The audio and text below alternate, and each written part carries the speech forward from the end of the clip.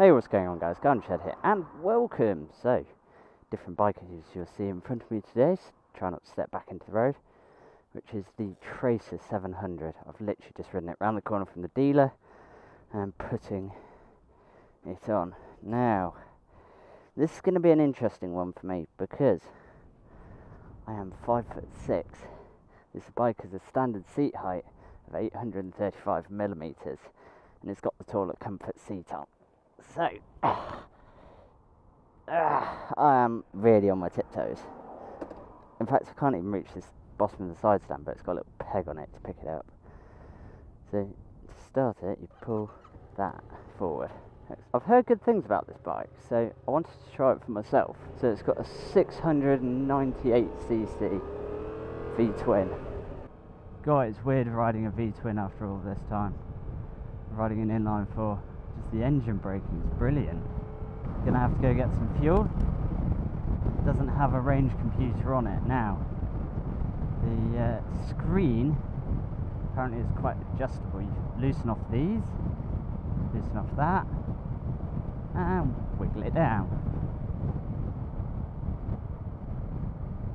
And wiggle it down. There we go, let's put it in its lowest position. Still quite turbulent. Now this is only the second Yamaha that I've ever ridden. I rode an XJ6 when I did some lessons with a different riding school. Alright, so let's see how well this fills up. Oh, that comes out easily. So the reason why I wanted to show the refueling is some bikes can be a bit of a sod to get the fuel cap off. But no, that's... Or in the case of my Honda, if you put the nozzle in the tank, it cuts the fuel pump out. But no issues there. I love how these little adventure bikes handle at slow speed. Just makes everything so much easier. So yeah, filling up, as you saw, was lovely and easy. No hassles there. Nice little bit of power there. Low down grunt of a V-twin, I suppose. So in all honesty, first couple of minutes impression, the riding position is really comfy. My knees are almost at 90 degrees. The only thing I've found is with this soft seat, my my bum is sliding into the tank. I'm not using most of the seat, it's pushing me forwards. I had that on my ER6 and it didn't really cause too much of an issue, but I wouldn't have said the seat's overly... For a comfort seat, I wouldn't have said it was overly springy. Clutch is a little bit of a stretch for my hands, but it's got adjustable brake lever, it hasn't got an adjustable clutch lever. That's good. Switch gears feel nice and plush. As soon as you kick this bike off the side stand, the first thing you notice is just how light it is. So I really noticed it, especially on a tall bike. Some bikes I can actually struggle to get off the side stand, like my V-Strom. That was quite difficult for me to get off the side stand, especially if it was on uneven ground. Whereas a little bit of vibrations and things, but nothing major. And the mirrors seem nice and good. So the reason why I normally try and do this test loop, because it's got some main roads, it's got some twisties, it's got some bumpy bits. Got 40s, 50s, haven't got any urban, but there's a few villages where we have to take tight turns. Gearbox is lovely and clunky, I would say. It's a reassuring feel that it's going into gear. And then it's got eco mode, lovely clear speedo. Yeah, it's ergonomic. It's a really comfy bike to ride. I do think the clutch is quite snatchy.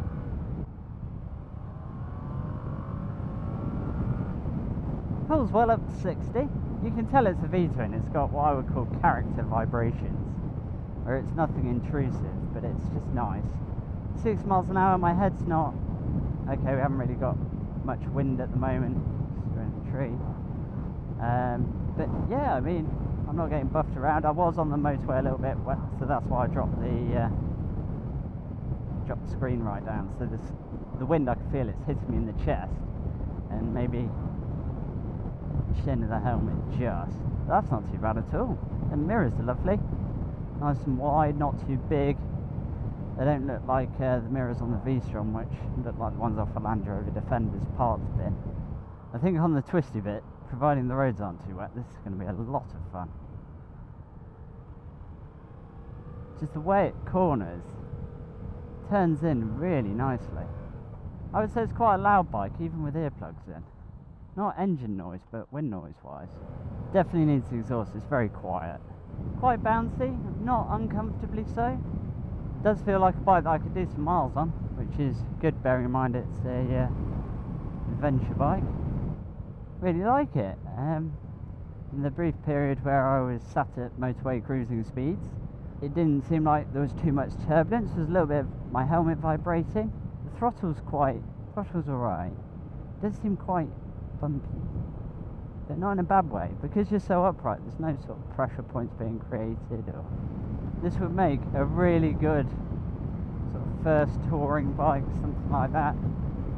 I think because of the lack of sound, it doesn't feel like a bike that's egging you on to ride fast. It's just quite a nice little, it is nice. I really like it. I don't think the audio on this video is going to come out well. As I say, there seems to be a lot more wind noise than normal in my helmet. Lovely and smooth. For a V-twin, it's really nice. It seems much more refined in how it moves and how it vibrates. Right, so quick look around the bike. I think the styling is very much personal taste. I quite like it. It looks quite mean. It looks like an angry face. But you know, it's different strokes for different folks. And then I quite like how the slides are kept clean. You've got sort of an air thing there, which I don't think really does a huge amount, and then the indicator mounted there under these handguards. Feels quite plasticky, but the plastics don't feel cheap. You've got twin discs down there on the front. Very underslung exhaust pipe. Now these do not come with a side stand as standard, but you can get one. I know SW Motec do one. This might work with the Acropovic as well. Looks like adjustable preload on single rear shock, swing arm, single rear disc at the back obviously. That I think you probably want to tail tidy or something like that. That's a little bit bad. It's like buggy-eyed at the back. I don't really like the rear of it. And you've got two grab handles here that seem really solid, nice and sturdy. I mean, I'd use them to chuck my gloves under and that thing. And then the comfort seat, which to me feels a bit solid. It's just, yeah, a little bit solid. Overall, really, really nice bike. Nice mirrors. And if I show you the dashboard.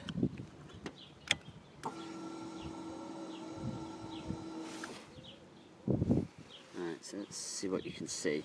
So we've got clock, fuel gauge, odometer there, gear position indicator, revs, nice clear speedo.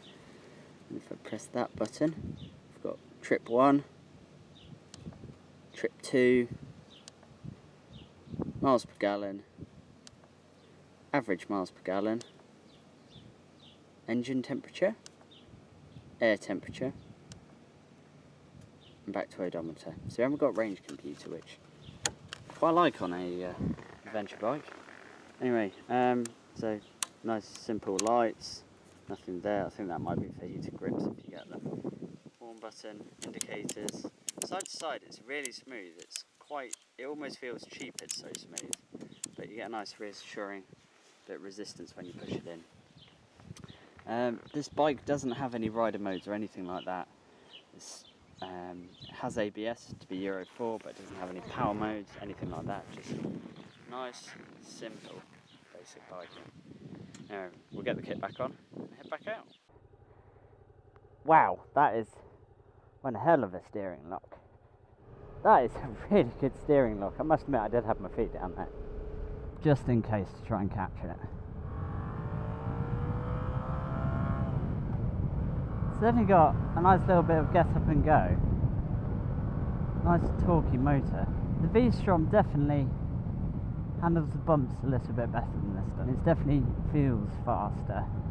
The thing that I found with the XJ6, where the rear brake feels rather a long way down. The tank feels lovely and wide. Lovely and manoeuvrable. Brakes seem to work alright.